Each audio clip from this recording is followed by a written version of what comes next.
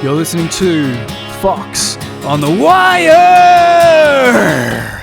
podcast. Anyway, Vanessa, welcome to the podcast. Thank you so much. Yeah, for having me. I feel like we could talk forever.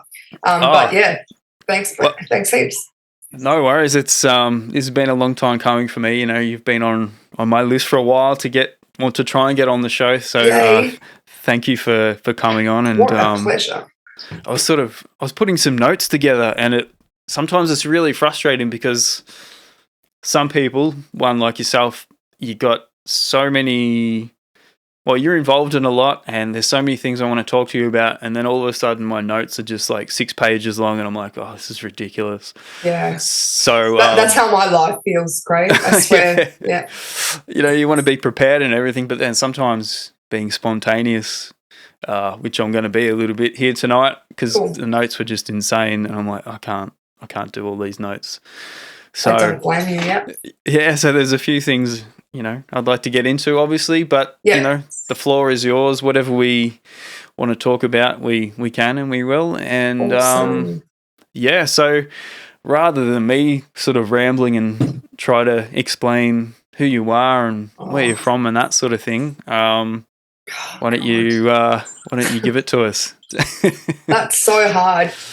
You know, when I think about my life, it's almost like a trilogy. Like there's 3 parts to it. So I guess how do we do this? Look, pretty much I'm a musician. Mm-hmm. You know, I grew up at a pretty rough, not rough upbringing.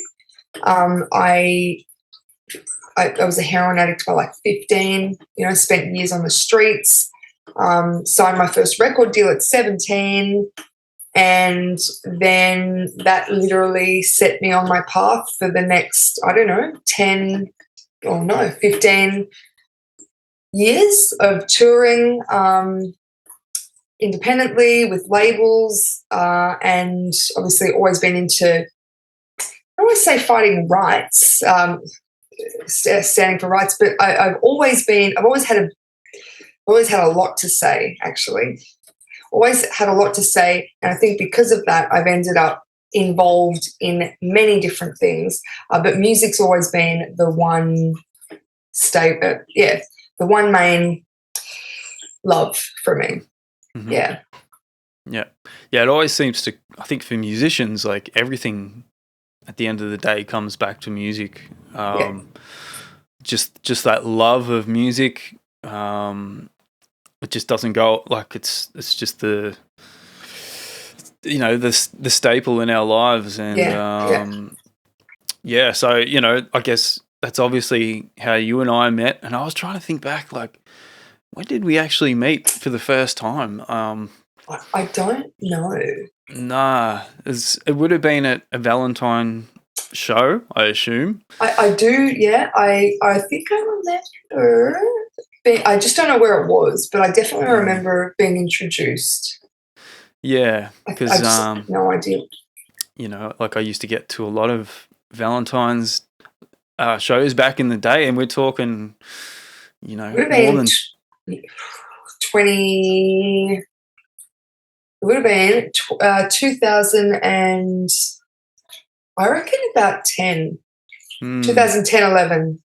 Yeah, maybe even earlier, I reckon, because we formed in 2008.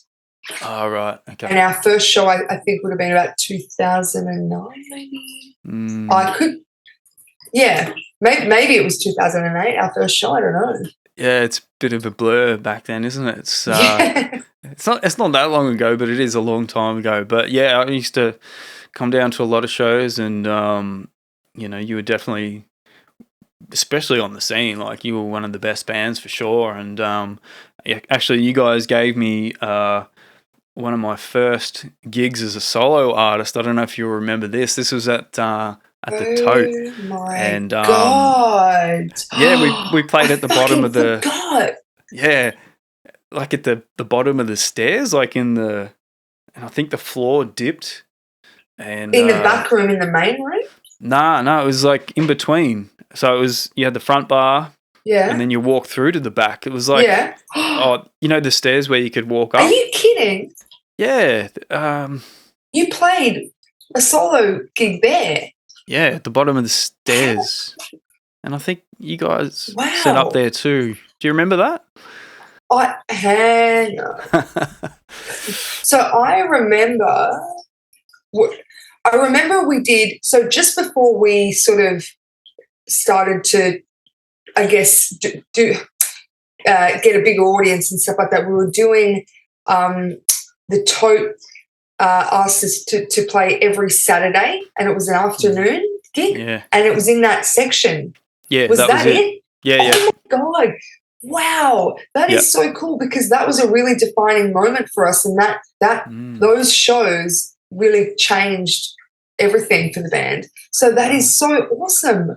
Yeah, because I remember it was daylight, and I was pretty nervous because I hadn't really I'd done band stuff for years, but solo stuff, no. And I think that was before I sort of became Acoustic Foxx, so I was still Craig Williams, and so I would have been pretty fresh then. But I always appreciated that opportunity. So that's I don't know, cool. 2010, 11 maybe? Can't remember. Maybe. Well, no, that would have been earlier because, no, you're right, I reckon. Well, if we formed, maybe it was 2000 and it would have no later than 2010, I think. Yeah. Yeah. Wow, that's so cool. Yeah, they were, fuck, that's crazy. We literally, after that, it's just so cool. Yeah, that's great. Very cool. So tell us a bit about Valentine then. So seeing as though we're sort of touching on that era, so 3-piece killer, all girl. So look, the backstory really is, I mean, I always say I'll try and be quick, but I just, so feel free to fucking edit this and make it 20 seconds. So I'd been linked to record labels my whole life, and I was pretty much a puppet for record labels, and, not small labels either. Some of them were quite big, and I'm the wrong person to, for a puppet. They loved me because of my writing, and they loved me because of my story, but it just, I've got a big mouth, lots of opinions, and I'm no one's bitch, basically, especially a record label. So long story short, I had enough. I left my label, in a really dramatic manner, came back home, rehab, cleaned up, all that sort of stuff. And for the first time in my life, I met two friends, and firstly, the bass player, and we actually met in Detox, but so we had that in common, and then we met our drummer, Shelley, and I just remember feeling for the first time, like I was only like 20, I think, or something like that. I just remember thinking, wow, I've finally got like friends, like my own friends, and I feel this is really cool and independent, but I was really missing playing, and I wanted to play, but I didn't want to be linked to big labels anymore. I was fucking sick of it. I just wanted to do it on my terms. I didn't want to be famous. Like I honestly, it was not for me. I literally, from the time I was 17, so the last 3 or 4 years I'd had that sort of treatment, and I just wasn't interested. And so we went out, and we were just reckless fucking teens, and actually not teens. Well, Shelley was, but Erica and I weren't. We went out and used to do karaoke a lot, and I was trying to get used to this new clean lifestyle. And we did a rendition of Seether by Ruka Soul, and one of the girls, the DJ, was like, man, that was so fucking cool. You guys should start a band. And it was just like, we were like, fuck, let's start a band. Didn't know how it was going to work, any of it, but we decided we'd start. And our first practice, it just like Shelley was a drummer. She'd been drumming for years. And I will, she is such an extraordinary drummer. Like she's just got such an intuitive feel for drums, and Erica's on the bass. And it just worked so beautifully. And for me, I can't speak for the girls, but for me, it was just that first practice. I was like, I've got no engineer in my ear, no producer. I've got no one thinking about dollar signs, telling me, what I'm going to wear. And, like I used to get trained like a puppet. Make sure you say you're straight. Don't tell them you've got a girlfriend, do this and that. Like, so it was just so freeing that first practice when I realized we can do whatever we want. And that was it. We, no jobs, nothing else to think about. We just, as you probably, I don't know if you were, maybe not, maybe you were a bit more responsible, but yeah, we just practiced all day, most days. And it happened really organically, from the time we started gigging. I think within a year, our first EP launch, we sold out early. And that was a really beautiful moment. And that was it. It so organically grew. It was beautiful. Yeah. Very nice. Well, I think I was in the crowd, so I can speak to that. Like that's the way it came across on stage as well. Like it was very, very organic, much like, I come from the days of Nirvana and, those sort of bands, and they had that natural thing. Obviously, they were tied to a label in a lot of ways, and I don't know about a lot of that, but when you saw them on stage, the three of them, same with you guys, it was just a very natural occurrence what was happening, and not everyone is that lucky to sort of find that, in a band situation.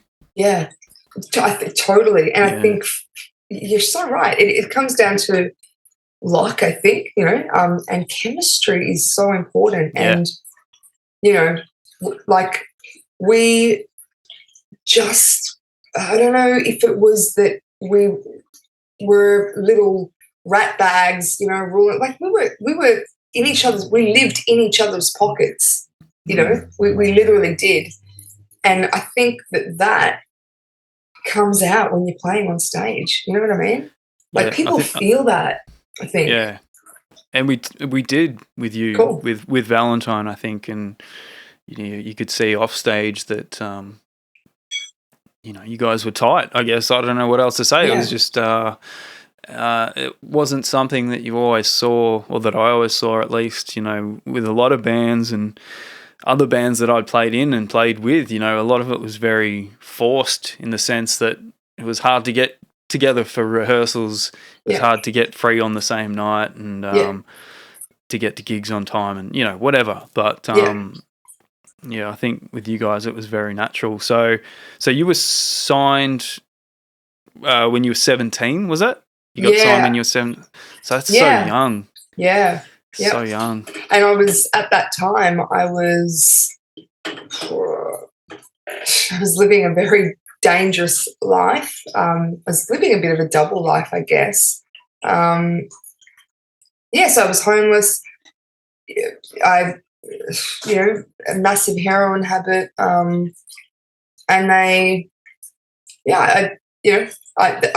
he just loved the songs so much, he decided he would take a risk, I guess, and then get me signed overseas, which we ended up doing. Yeah. Mm-hmm. Over US, in the US? No, UK. Yeah. Oh, UK. Yeah. Right. Okay. Yeah. So where's Valentine at the moment? You guys are on hiatus and have been for a little while. Yeah, my, I guess, life is, we went hard and fast, and we did a lot in a short amount of time. I think our first tour we did something ridiculous, like a stupid amount of dates all around Europe in like 6 weeks or something, and came back utterly exhausted and got an offer to go back and to sign a small deal, very, very small deal. So we went back not long after, And I was having really insane panic attacks. My anxiety was just, it got to a point, I think, on one of the last tours where it would interrupt my singing, my ability to sing, and that was really shit, because it had never really happened to me before. I'd never experienced anything like that. And I came back and I just wasn't mentally in a very good way at all. And I felt like, I don't know, I think I was just exhausted, mentally exhausted, and I wanted a break. And it was just really unfortunate that, that break would have been a break, like a short break, maybe a few months. But during that break, I ended up relapsing, and, that I lost another 5 or 6 years. And, and then, that's the way it is. Addiction's really hard. Yeah. Yeah.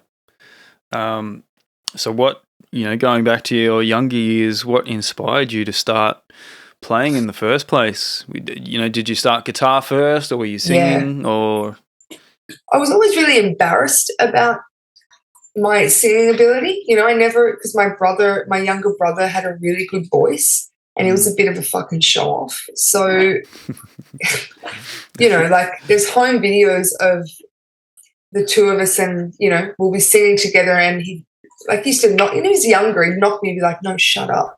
So I was never allowed to sing. That was his thing. Yeah. So I was like, fuck you then. I'm going to fucking play guitar. I don't know why. It's probably very similar for you, Craig, like the guitar. So I picked up my sister's toy guitar, not even a proper ukulele, like a fucking piece of shit toy guitar. And I was listening to the radio, and I just, by ear, got some of it right. And it was my mother, she's amazing, looked at me. I think I was about 12, and she said, you need a guitar. And I was like, So, she got me a guitar, and it didn't leave my side, as you could probably know, glued to me. And it just felt so natural just to write, and, I was experiencing some, shitty things in my life at that point in time, and I didn't really have an outlet. I didn't have a release. I didn't have anyone I thought I could talk to. So I wrote about it all, and I sang about it all. And it was fucking cool. Like, because I know I talk a lot, but it was a very timid. I was so timid through school, and playing music really helped me come out of my shell. I joined a school band. I don't know. And what sort of bands were you listening to? Like, what was inspiring you around that time? So I was inspiring me musically around the time that I started playing. Yeah. So around I was always very blessed. My mum and dad had an amazing music collection, and I was brought up listening to lots of incredible music. But around that time that I picked up music, I was actually listening to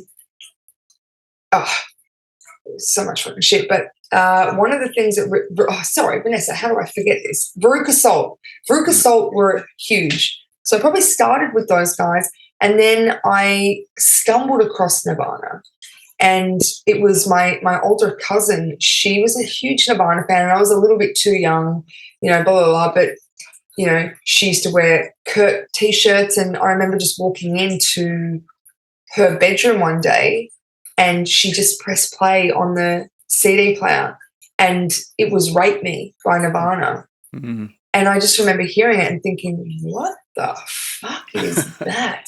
That like real tinny guitar, and his voice, like, I've got goosebumps thinking about that moment. Like, it was incredible. And I was just like, whoa, like, that's fucking incredible. So then obviously was massively obsessed with Nirvana. So Nirvana, Liz Phair, and Veruca Salt were the three huge influences at that time. Yeah. Cool. Yeah. I often try and remember, like, the first time I hear a lot of these bands that have followed me through my whole life, like Nirvana especially being one of them. And like, my friend and I, we discovered a lot of these bands at the same time. And, you didn't you were just into it. You didn't realize how important it was at the time. And I think back to that now, and I wish I could sort of relive that, because it was Nirvana especially, like it was just such a, I don't want to say kick in the face. It was like, that's just not the right thing to say. It just really drew you in, and it was more, I'm sort of lost for words, but that's why I wish I could relive it and just sort of really remember back to that. It's like an incredible moment in time. Yeah, just the sound of it, like, what is this? And they just really sucked you in, and you just listened over and over and over. And I think it was Unplugged and Nevermind for me were my first two Nirvana records, and just incredible. Do you have I mean, it's a weird question, but it's a hard question. Do you have a favourite on the Unplugged album?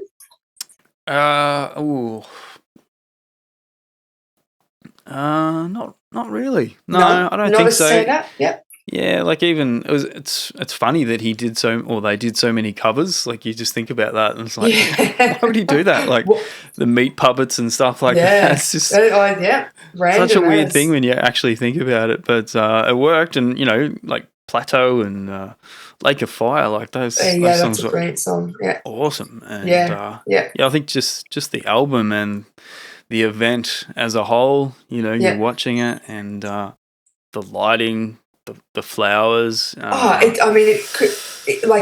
if somebody said what was the 90s, like what was 90s music, that visual, like incredible. Yeah.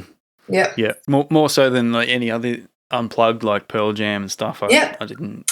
I agree. Like Pearl Jam as a whole, like I can appreciate the talent there. Yeah. But for me, I don't know. I think it was the rawness and the realness of Nirvana. I think that perhaps, you know what? That's what it is. People aren't stupid, and people know when you're being a phony. Mm-hmm. And I'm not saying that Eddie Vedder's a phony, but it's a different feeling, isn't it? It like Kurt, when Kurt sang and bands like that really resonate with you, there is no faking anything. It is all real. It's all raw. There's no, I don't know. That's what I think, possibly.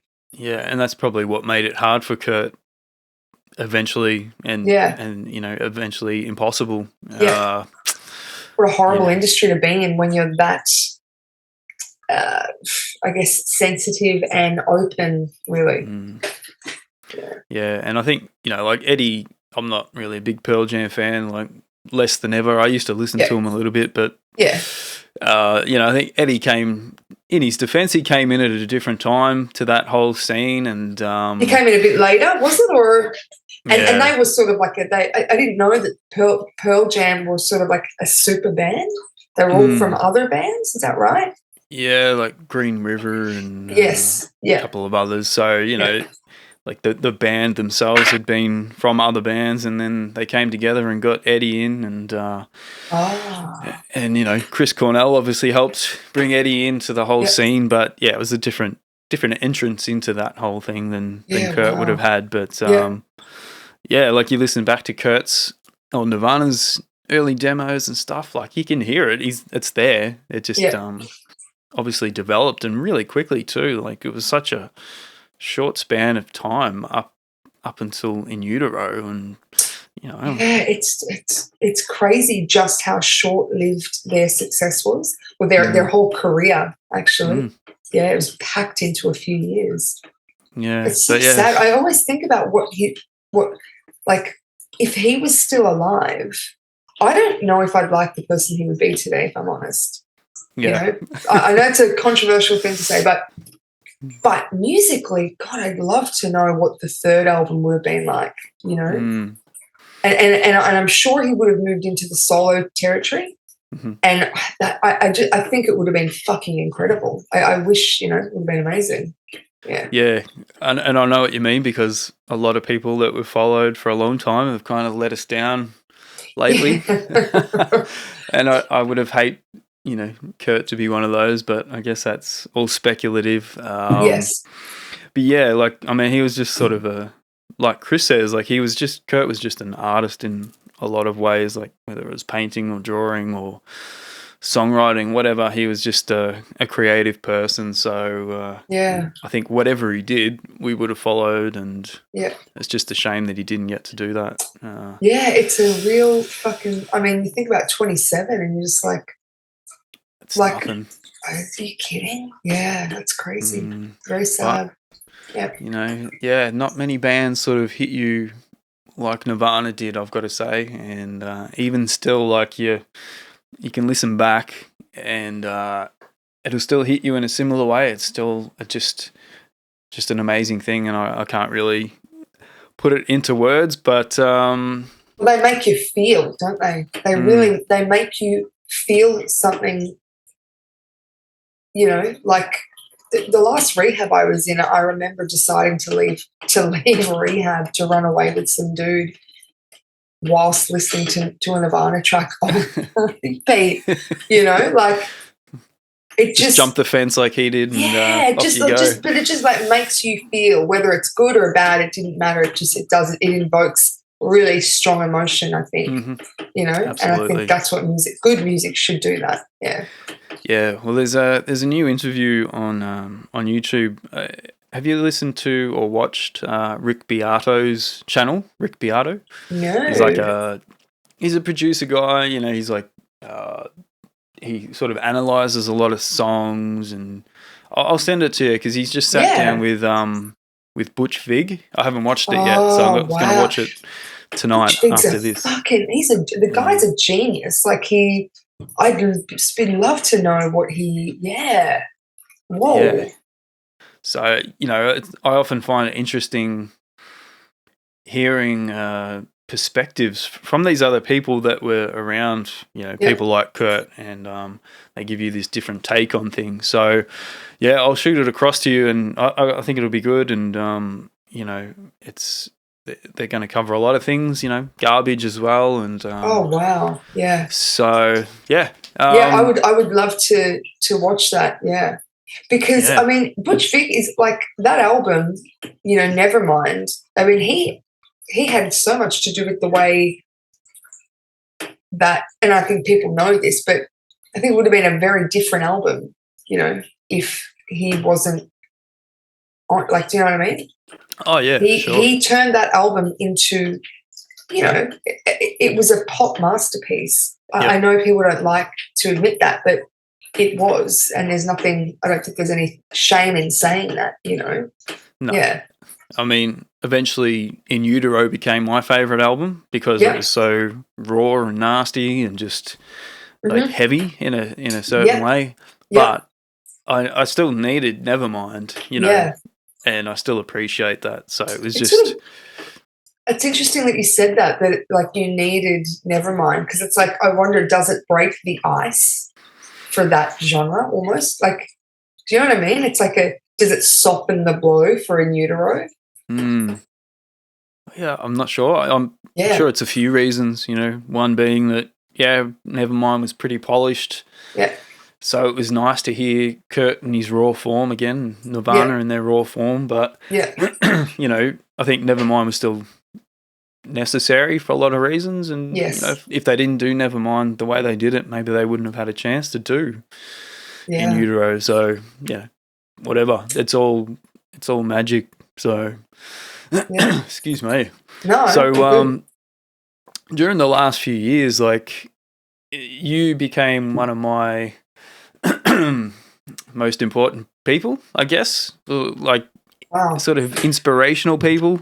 That's so nice. Because you said a lot of the quiet parts out loud and still do. I don't know. I've got to stop doing that. I just end up in so much shit. But, well, that's up to you, I guess. But, there's a lot of people that do appreciate that. And, you were sort of rightly critical of a lot of people in power who deserved it, as well as some amongst us that sort of deserved it as well. And you also sort of released a bunch of songs during that time. Yeah. Solo songs, I guess you would say. Songs like End of the World, Pushed Around, Chokehold, Mercy on Me, The Great Escape. Yeah. So that was obviously, no doubt, well, music's always cathartic, but that was obviously a very cathartic outlet for you. Totally. In a time that a lot of us didn't really know what to do. Yeah. I was so lucky. Yeah. So what was I going to say? Like, they're all available on your Bandcamp, of course. Most of them are available on the Bandcamp. I just, I was very lucky. I during the lockdown, I reckon I spent a big portion of it at my friend's place recording, like, just, and like, whatever, like, shoot me, but like, I mean, the memories of like having to sneak home because there was a fucking curfew.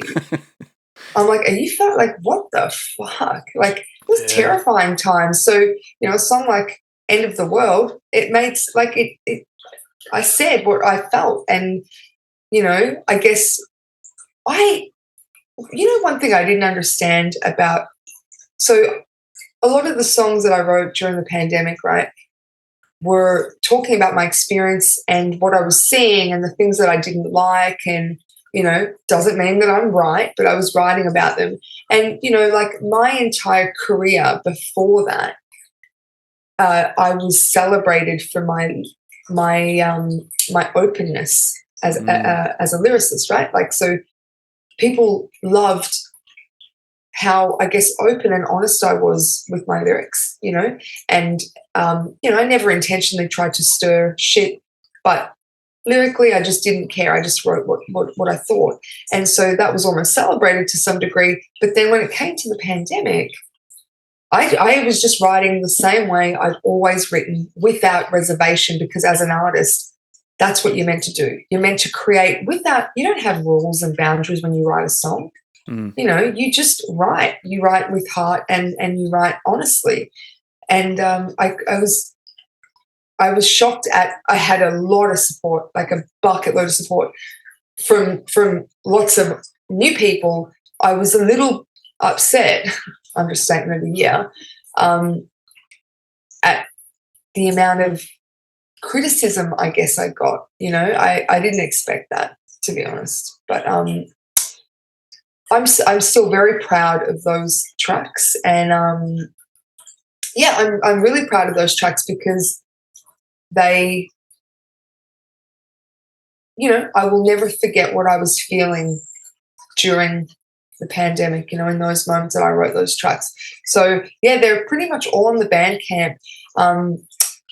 And, I'm fucking so excited. I've got a heap of new stuff that I'm dying to record. Some of it I have recorded, but it's like I've gone way back to, I don't know if you like feel this as well. So, like, eventually you go way back to your roots. Like, do you know what I mean? So that's what's happened for me now. So I'm really excited to release a solo album with all this raw material. No, I know what you mean. Like, I just turned 40 and I'm starting a new band. Just like, so cool. Going back to the heavy stuff again, because I miss it. Totally, yeah. It's so a different feeling, isn't it? Yeah. It's a different feeling. Yeah. Like, I was done with it after the last band, like 10 years ago, but and then the acoustic thing, and I still love that, but I'm like, no, I need the heavier stuff again, and so I know what you mean. I mean, age, like, it's ridiculous. Like, it doesn't really, like, I don't know why we're so obsessed with not even youth. We're obsessed with like fucking teenagers. And for me personally, when I listen to, like, I can appreciate like good songwriters that are young or good artists that are young, but like sometimes I want somebody who has lived a life and that's got a story to tell. That's refined their, that's that really is comfortable with the artist that they are, Yeah. That's personally for me, that's what I want to see, and I think we need to celebrate more of that. Yeah, I mean, having lived a life is an experience that you can't sort of imagine, I guess. I mean, you can sing in fantasy, but, if you got an older guy or an older lady that have lived a life and are singing about that, Yeah. it's pretty straight up, raw, honest stuff. And, yeah, you can't go wrong with that, for sure. Yeah. Yeah. So good on you, man. That's great. I can't wait to hear it. Yeah, can't wait to hear yours because, those songs that you released during the last few years, like, I mean, they're definitely like a sum up a moment in time, and that and they're not like angry songs. They're beautiful songs with nice melodies. I think "End of the World" for me is probably a favorite. Very beautiful song. So definitely encourage everyone to go and check those out on your Bandcamp. Thank you very much. Put a link in the show notes as always. Yes, because I never do that. I'm like, I never do it. Yeah. Yeah. So yeah. Sorry. Yeah, I mean, like you said, age is a funny thing, and I guess it all comes down to, if you're sort of feeling healthy. So let's talk a bit about health and fitness, because you're very open about your journey through your health and now your fitness and everything. Yes. So tell us a bit about sort of where you're at now. Look, I'm probably the healthiest I think I've ever been.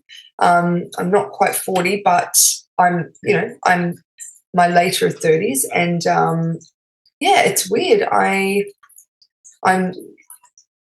the fittest I've ever been. So, I'm obsessed with running and I guess eating well. I mean, fuck, God, I still, I love a good chocolate, a kilo of chocolate. But no, I'm very different to, I used to chain smoke. I had horrible bad habits. I chain smoked and I didn't eat. That's, just what I did. I drank a lot of coffee. That's how I lived.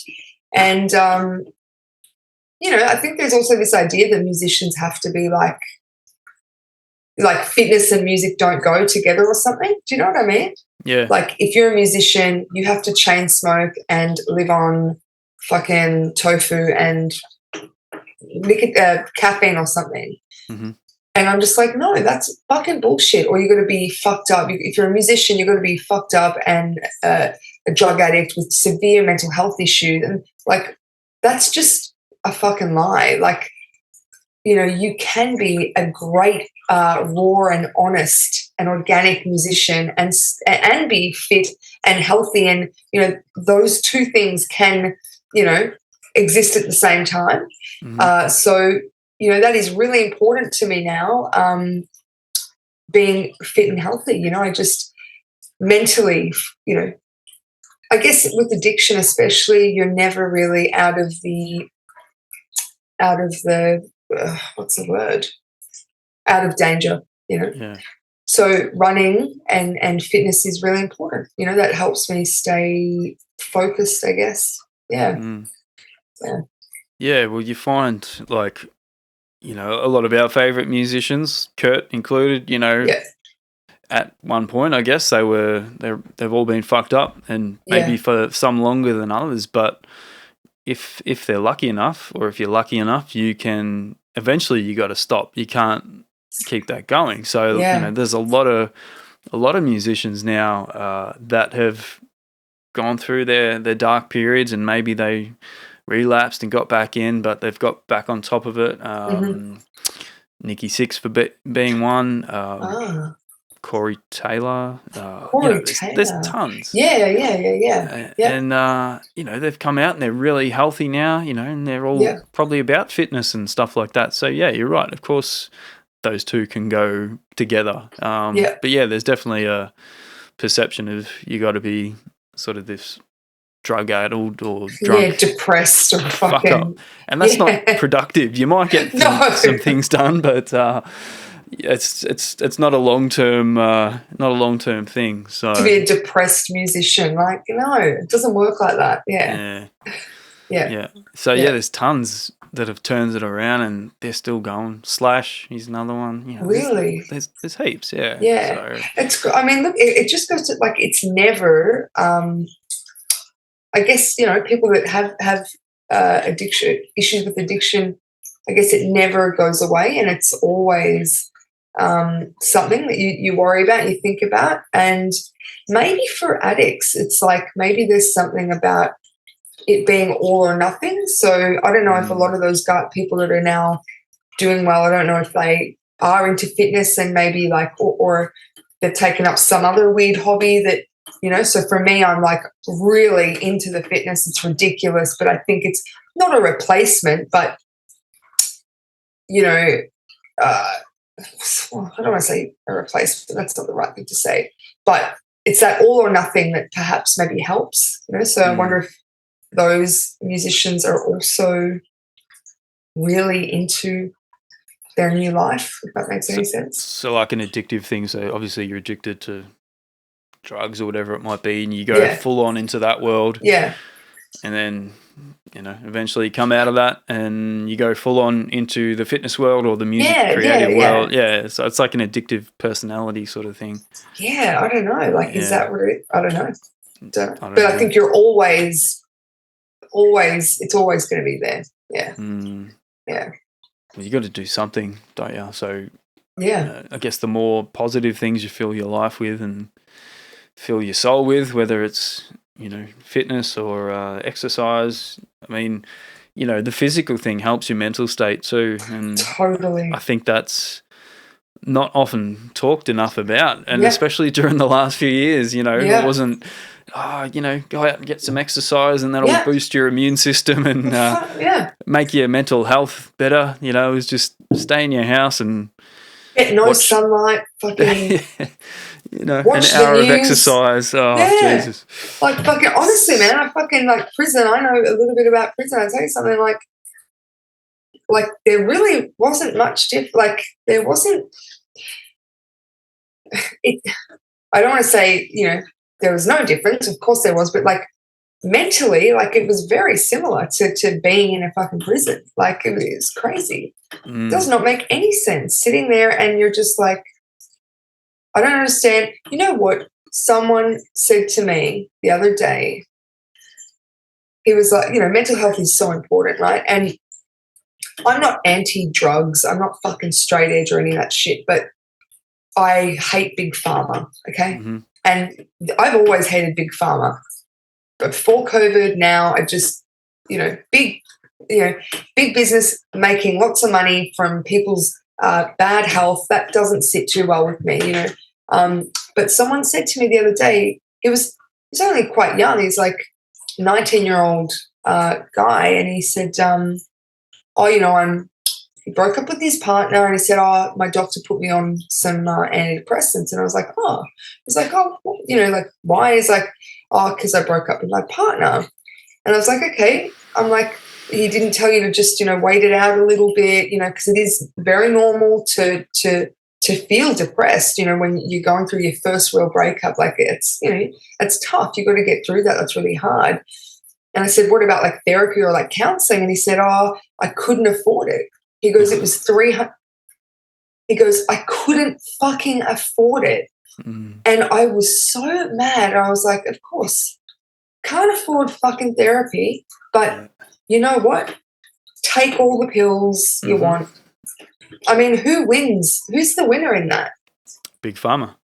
Profits. Yeah. It's all about profits, It's so sad, yeah. But like before the pandemic and what that sort of revealed about certain things, I always thought, as a general consensus, we were sort of against big pharma, big government. Like I thought that was already there, but for some reason it's not. Turns out it's not the case. No, apparently not. I don't know. Yeah, very strange. But yeah, and look, it's funny now because people are sort of like, it's like nothing ever happened. Like, all right, that's cool. Yeah, no worries. But yeah, it's a sad state. Like I was on antidepressants for many years, like, but I I just think, man, when we can't, like, these kids are going to be so numb. Like, for me, I couldn't do any writing. I don't know if you've had any experience with antidepressants at all, but, I couldn't.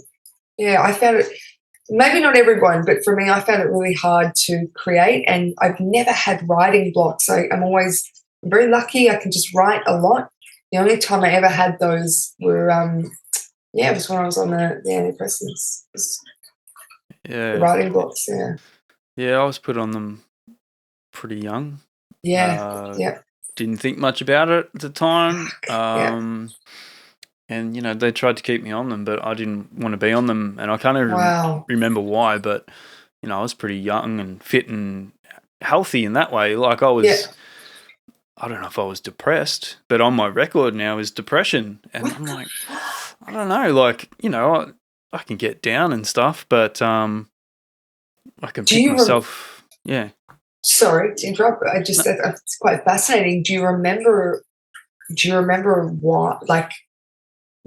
what age and why? Like, it was late high school because a lot of people knew what they were going to do after high school, and I didn't know what I still don't know. I love music, and I always wanted to do music, but to make it a career isn't easy. So I guess that was part of it, and sort of getting left behind, and you go to the doctors, and it's pretty crazy when I think back. I'm like, oh fuck, that was me, and that was my life early on, and sometimes I don't really know what to do with that mentally. I guess in a way it doesn't matter now because I'm here now, and I'm not on anything at all. Well done. And I plan to stay that way because I get upset and I get down and I get tired and whatever, but there's a new day, and tomorrow I'll probably feel a lot better, and I'll do some exercise, and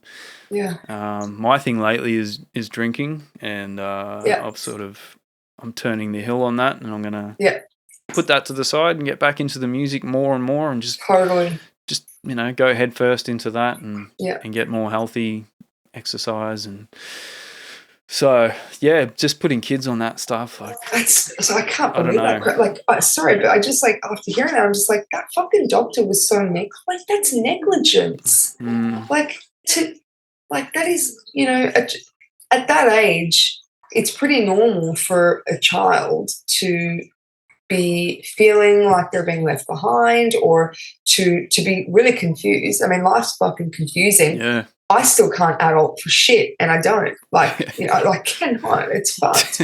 I just, to think, like, it's actually really sad because, and I feel like it's probably happening even more so now. And I am not anti, like, fucking, I'm not anti-drugs or anything like that, but I'm anti how freely and how readily these doctors are just handing them out. Like, it's, I find that really, it's scary. I don't know. It's fucking scary. Because it's not even the, it is the side effects of some of these things, but it's also just the habit of, I can just take a pill for this, or, and fix it. Yeah, it doesn't really work that way with everything. Life doesn't work like that, Well, because you have, like, it's so normal to, I mean, we're literally going to have a generation of zombies, like, that just, and I remember, there's a couple of weird things I remember about being on those antidepressants. I remember having thoughts, right? I don't think I've ever said this before, but I remember, so I was put on them also quite young. I was put on antidepressants at 13, and then, because I was a bit sad, my parents were divorcing, I had some shit going on, and I guess my mum thought she was doing the right thing, just like, you're the adults involved in your situation, perhaps. But after a while of being on them, I was fucking I was depressed enough to start using fucking heroin, but I started getting thoughts that would pop into my head, and I don't know if you experienced this or not, but they were like the thoughts weren't mine, and they would.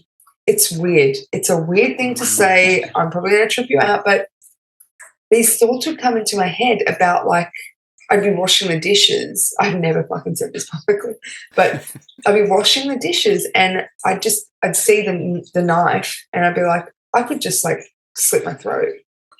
But the thought didn't feel like it was mine. It was the weirdest thing, and it only ever happened while I was on those drugs. It's weird. I've heard people talk about that, and I probably can't really repeat what I've heard because it was. No. But no, that's like I have heard of that sort of stuff seriously before, and more so in America. Okay, and probably in relation to people who have committed sort of violent crimes and even shootings and stuff. It's sort of comes back to some of the drugs that they might totally, yeah. But have they actually said that? Have they made a statement similar to that the thought's not theirs? Yeah. It's the weirdest feeling because it's not a voice. It's not like you're hearing voices, but it's a thought that's not yours. I've never. That's whoa. That's scary, man. Yeah, I mean, who knows what's in a lot of these drugs, and it probably messes with people, different people in different ways, and it's probably a big rabbit hole that yes we could go down, and so wow, very interesting. I don't know. We just need to be critical of everything. I don't know why we're not. Yeah. Maybe we're lazy. Maybe humans are lazy. Yeah. But you know what? Creating, like when it comes to music and writing songs, like there is no. It's an otherworldly high, isn't it? When you you write it's that moment where you go, oh my God, this song is fucking amazing, and you're creating, and it's like, that if I'm not really a believer of God or whatever, but like it's the only way I could explain or describe God, I guess. That moment of creation, when you write a song and it's such a high, isn't it? Well, you've created something out of nothing, and it's like a spiritual beam, and you get to relive it because you write it, you record it, you play it live, and you hear it in these different phases, and you're like that just came out of nowhere one day. I was sitting in my room and I was upset about something, and boom, this song. That's so true. Do you sorry. I was going to say, do you feel like, when you write a new song, you love it and you're just like obsessed with it? Do you also feel like, so for me, once that song is recorded, not just like demo, but once it's officially recorded, I feel like, not like the song's dead, but I feel like it sort of is, and it no longer, like, it's time to move from that. Like, do you know what I mean? Yeah, well, I don't know if you mean it in the sense of, all right, I've documented it sort of, and now I can push it to the side. It's done. It's it's forever there. Yeah. Like its life is over, and there we go. Put it over there. Do you sort of feel like that when you? Yeah. Do you mean like, I don't have to ever play or hear this again, sort of thing, or? No. I just mean like, I don't know. It's weird. It's like it's like it's come to maturity, and it's I don't know. It's like a child moving out of home. It's out there now. Well, I like the idea I like the idea of that you've got a finished product, like you've got it to the finished product stage, and you don't have to worry about forgetting it. Like you've given it life, and you can put it to the side, and you can come back to it whenever you want, or you don't have to at all. But it's always going to be there. Something like that. Yes, I guess. Absolutely. Yeah, totally. Yeah. And it's a little marker in time. Yeah, a marker in time. Yeah, that's awesome. Yeah. So, I mean, that's creating music's an amazing thing, and just having that ability, even if your songs are no good, it's just like it just gets something out of you, and it just makes something out of nothing, you know. And I've never thought about it like that. Yeah. it's, you know, it's something I always turn to when I need it, which is a lot, you know, even if it's just picking up the guitar and playing. And Yeah. you know, it's I don't. Yeah, I'm very grateful for it, I guess. Even if, you know, I'm never famous and no one likes my stuff, you know, it's just something I need, and you know, I think it's an awesome thing. To be able to write a song is like it's an amazing gift, you know. It really is. And you know, like, you're a really gifted songwriter, and you know, that's an even better gift. Do you know what I mean? Well, and thank you. You know what pisses me off? When you've got these new fucking apps, right? Write a song in 3 minutes with the touch of a, like, yeah, who needs talent or fucking anything to write a song? You just hit a, it fucking pisses me off. Like, you don't even need to know how to play an instrument anymore. Yeah, there's so many tools available now that, yeah, I guess some of it's convenient, but you still need that human element. Yeah. You know, otherwise you're not gonna. No one's gonna hear your song like when you first heard Nirvana or something like that. You know, it's not gonna be the same. Yes. Yeah. Exactly. It's not gonna have that human element. So yeah. Anyway, I look forward to hearing what you're gonna be releasing in the near future. I actually think you'll really like it. Yeah. Definitely. Yeah. I definitely will. I liked your solo stuff. I liked the Valentine stuff. So thank you. Yeah. Very good. Where can people find you? I guess Instagram, hey. Yeah, Van Valentine.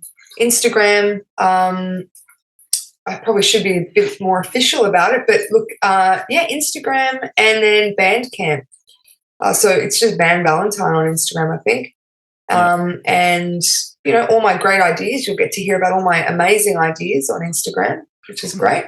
And, you know, I've got a show coming up. I don't know if this will be out before then, but I've got an acoustic show, which is cool because I'm trialing all the new, really raw 90s inspired new stuff. And that is, when is it? Wait, I think I wrote it down. Oh, well done. April 13th. There you go. The Dogs Bar in St Kilda. Yeah.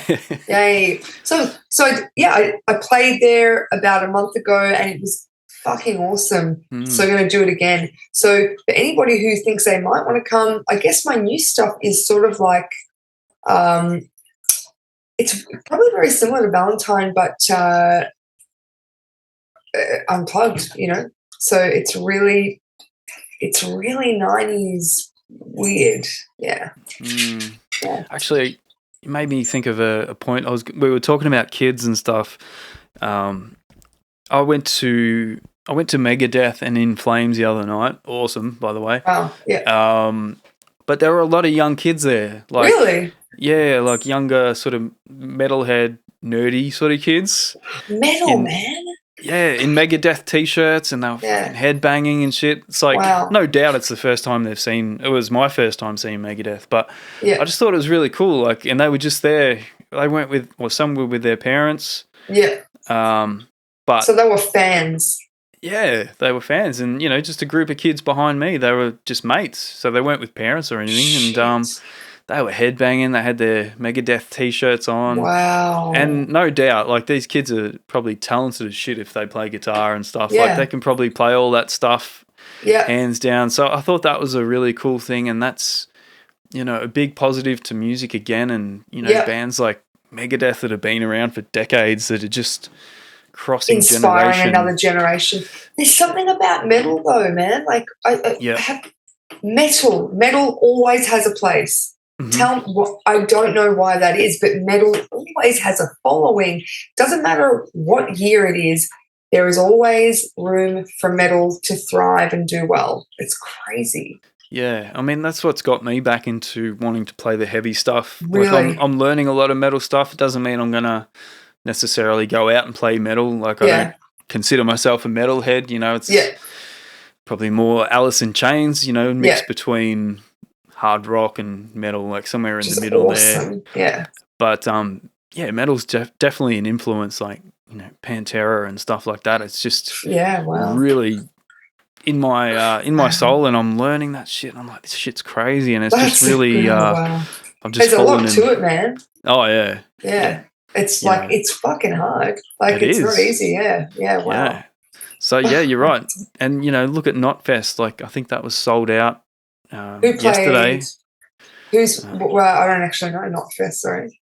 Slipknot. Megadeth, In Flames, Parkway Drive. A lot of these bands. Holy shit! Okay. Wow. Yeah. So that was great. Yeah, that was yesterday. So I think it's sold out. I don't know how many, but probably upwards of 60, 70, 80,000, I guess. I don't know. Yep. But so yeah, that's metal on a Friday, like so. Yep, there's always room for metal, man. Yep. So it's a good thing you're starting your heavy journey again. Yeah. Yeah. But I like going back to the acoustic like you're doing. No, now, of course. I think there's always room for that. Like, they're separate. They're totally separate, So yeah, it's of course. Yeah. Good balance of both, I think. Totally. For, some people are all in or the other, I guess. Yeah. But that's okay. But I always like a mix, like Nirvana did heavy and soft, and Chris Cornell did that, so whatever. Yeah. You're a massive Chris Cornell fan as well, right? Yeah. It was a very big loss, but anyway, very sad stuff. Yeah, that was a sad one because we lost so many before him, and he often talked about them, and then all of a sudden he's gone too. I'm like, I mean, what? It just, I don't think anyone actually saw that coming at all. Again, off the record, pharmaceuticals again. Right. So cool. So whether or not you put this in, so obviously we're on the same page here with that stuff because all the fucking high school shooters. Have been on psychotropic drugs, and psychotropic just means mind. That's the word, mind altering. That's what it means. Yep. And they just big pharma get away fucking scot free. And I just go, I'll never forget. Like I was all my attempts at suicide were whilst I was on these antidepressants, and only now that I look back, like you look at the pamphlets and you read through them. It clearly states may cause suicidal or homicidal. Like, are you like, what? It's crazy. Yeah. Yeah. And so Chris Cornell was on something, and I know his wife Vicky was. I don't know if she was trying to sue, but she definitely pursued it. And it's not easy to go after these big pharma companies. No. But don't. If anyone's listening, don't take my word for it. Like, look into it. Look at the drugs that he was on, and do you know know side if it was long term or for him or? I don't. I might look into it myself as well. Yeah. I think so because I'm pretty sure the last prescription he got was over the phone with his doctor when that wasn't supposed to be the case or something like that because he was on tour. Yeah. So don't take my word for it. Just check it out yourself, and there's always more to the story than we probably hear on the surface. Of course there is. Van Valentine, come on to Instagram. Yeah. So any new tracks I'll always drop there and Bandcamp. But look, I'm about to start the recording process for another album, so I'm super excited. Yeah. Awesome. And your YouTube channel's pretty hot. Yeah, the YouTube. The YouTube. Look, I'm going to start. I'll start doing some more music stuff on the YouTube channel. I think for sure. But the Instagram, I think for now. Yeah. YouTube's cool. Yeah. What about TikTok for you? Are you a TikToker? No. I just sort of started, but I don't know. I'm so lazy. Like I'm lazy enough with Instagram, and like I'm just very like spontaneous. So like I'm not organized enough. So my videos are all about if I feel it, I'll do it. Yeah. So it's just too hard. Yeah. With TikTok to keep it. Yeah. Are you a TikToker? No, I've dabbled in it, but Yeah. only with like just sort of guitar playing videos and stuff like Yeah. that. But Cool. Yeah. yeah, it's a strange one, TikTok. I don't know. I think I'm going to get rid of it because I can't. I guess it's a bit of laziness as well, but I just can't do all the hashtagging and the just all the different. So like, it took me so long to do an Instagram post today because the photos I had like 5 or 6 photos in one post. Yeah. And just the sizing of them, and then the app crashed and I had to start again. God. It's hard work. It took ages, and I'm just like, oh my God. So I know. No, fuck it. I agree. It's too hard. So now TikTok too hard basket right now. All right, cool. Well, nice to finally get you on the podcast, Vanessa. That was it's been so much fun. It's been awesome. You're welcome on any time, and I guess come back on when the album's out, and we'll I would love that. Talk music, and hopefully I'll see you out and about in a month there, and come out to a show. Come out to the acoustic show at some point, whenever. Yeah. Was it the 13th of April? Yeah, I think it's a school night, so I understand it's a bit tough for some people, but have a think about it. You know what? I haven't been to St Kilda for a long time. Yeah, there you go. Lots to see there. So long that the ESPY's open again, isn't it? Fuck the ESPY. Sorry, they don't care about musicians at all anymore. Okay. Anyway. All right. 10 cents. All right. Nice to talk with you. Great to chat to you, Craig. Thanks heaps, buddy. All right. Thank you very much. Thanks for tuning in, folks. And we'll catch you again soon for another episode of Fox on the Wire. Take care.